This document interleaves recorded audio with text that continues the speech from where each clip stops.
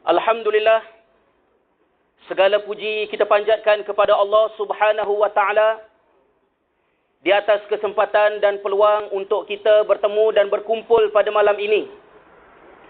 Dan sebelum saya melanjutkan perbincangan berkenaan dengan beberapa perkara yang ingin disentuh pada malam ini, saya ucapkan syabas dan tahniah kepada tuan-tuan dan puan-puan yang dapat meluangkan masa hadir di dalam program kita pada malam ini, kerana ini merupakan suatu langkah pertama yang menunjukkan bahawa kita adalah merupakan orang yang peduli.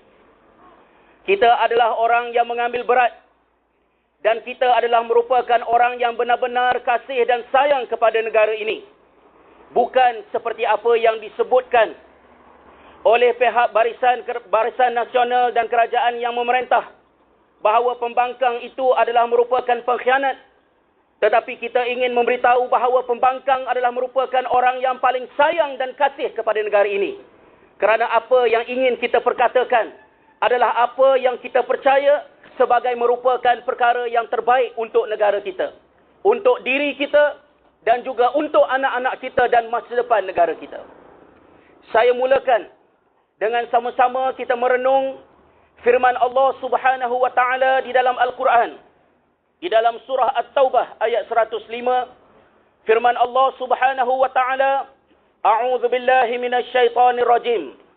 Wa qul i'malu fasayarallahu 'amalakum wa rasuluhu wal mu'minun wa saturadduna ila 'alimil ghaibi wasyahadah fayunabbi'ukum bima kuntum ta'malun.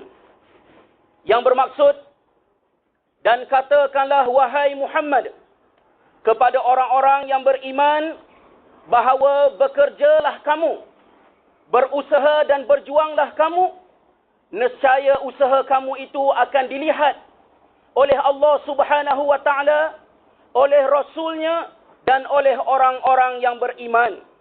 Dan peringatkanlah kepada mereka bahawa pada suatu hari nanti mereka akan dikembalikan kepada Allah, Tuhan yang mengetahui perkara-perkara yang gaib dan mengetahui perkara-perkara yang terang dan nyata.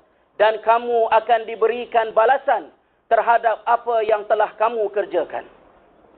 Saya mulakan ucapan pada malam ini dengan membaca ayat ini sebagai peringatan kepada diri saya, kepada jentera Barisan Alternatif dan juga kepada tuan-tuan dan puan-puan, bahawa apabila kita berdiri di atas pentas ini untuk memberitahu kepada masyarakat bahawa kita ingin melakukan suatu perubahan, kita melakukannya di atas apa yang kita percaya dan merupakan sebahagian daripada keimanan kita kepada Allah, dan bukan semata-mata kerana untuk memenuhi trend ataupun untuk semata-mata mendapatkan kuasa memerintah.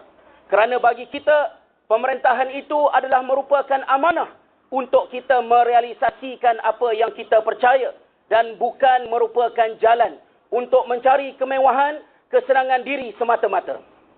Di dalam perjalanan saya yang panjang, selama lebih 10 tahun tinggal di luar negara, saya dapat melihat bagaimana negara-negara lain menjalankan dan melaksanakan sistem politik mereka dalam keadaan sesuatu yang memberikan harapan kepada masyarakat untuk melihat kerajaan mentadbir dengan baik. Misalnya, kita melihat di negara Britain, kediaman rasmi Perdana Menteri dikenali sebagai 10 Downing Street, yang berada tidak jauh daripada bangunan Westminster Parlimen Kerajaan Britain yang berada di tengah-tengah kota London.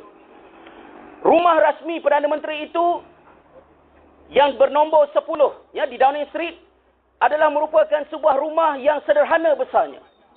Pada sekitar tahun 2003 ataupun 2002, oleh kerana Perdana Menteri pada masa itu, Tony Blair, menerima kunjungan tetamu yang begitu ramai, maka Tony Blair telah mengemukakan kepada kerajaan untuk membenarkan dia supaya berpindah ke nombor 11, iaitu rumah yang paling hujung di sebelah tepi, supaya dia dapat menerima tetamu dengan keadaan yang lebih selesa. Maknanya, kalau sekiranya rumah rasmi Perdana Menteri itu tak muat, Tony Blair tidak menggunakan kuasa dia meminta kepada kerajaan untuk endorse, buat rumah baru, banner sesuatu yang lebih besar, tetapi cukup sekadar untuk berpindah ke nombor 11 yang sedikit besar, supaya dia boleh menjalankan dan melaksanakan tugas tanggungjawab dia. Ini merupakan satu contoh yang boleh kita lihat bagaimana kuasa politik yang diberikan kepada pemerintah digunakan untuk memberikan khidmat kepada rakyat dan bukan untuk membina kehidupan dan kemewahan. Tetapi apa yang berlaku di negara kita ialah apabila kita memberikan kuasa pemerintahan kepada Barisan Nasional yang sudah terlalu lama memerintah, mereka membina kehidupan di atas kuasa politik yang diberikan kepada mereka.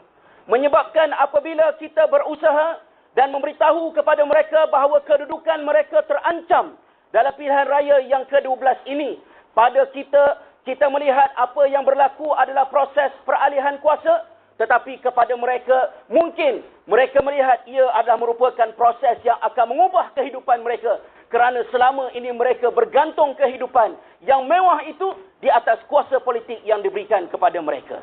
Ini perubahan yang kita mesti lakukan, tuan-tuan dan puan-puan.